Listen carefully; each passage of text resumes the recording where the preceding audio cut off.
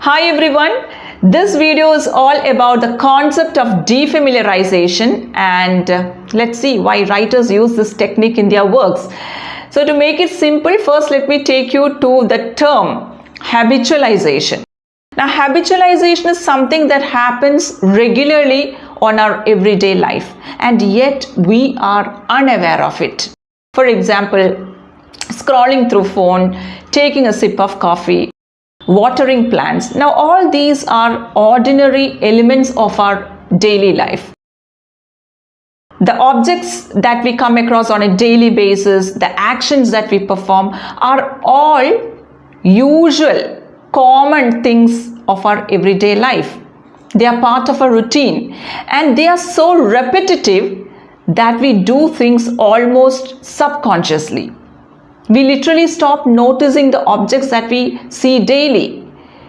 And this is habitualization or automatization. And in this process, we do not engage our senses because we get used to everything. Now let's take art.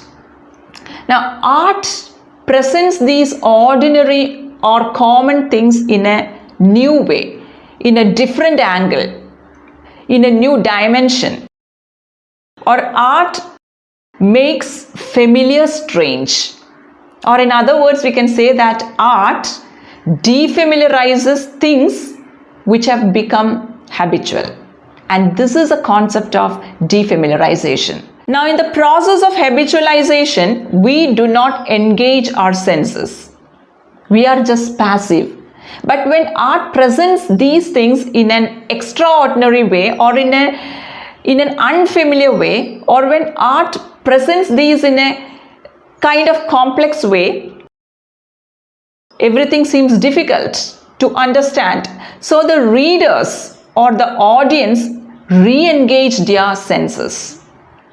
Now if you take T.S. Eliot's poem The Wasteland, now here Eliot presents a common things or typical objects from an unusual angle. Therefore when reading this poem, the reader should make an extra effort to decode the unfamiliar words in order to understand the meaning of the poem or to understand the idea or the message that the poem conveys. And so by making the poem strange or difficult, writers are forcing the readers to be an active participant in the process. So the readers see the world in a new way.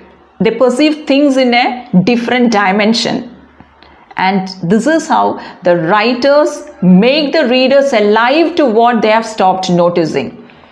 So the ordinary language is made strange. The ordinary language is deformed or distorted to achieve the effect of defamiliarization or to evoke the level of strangeness. So Eliot makes the form difficult to understand and hence perception is prolonged.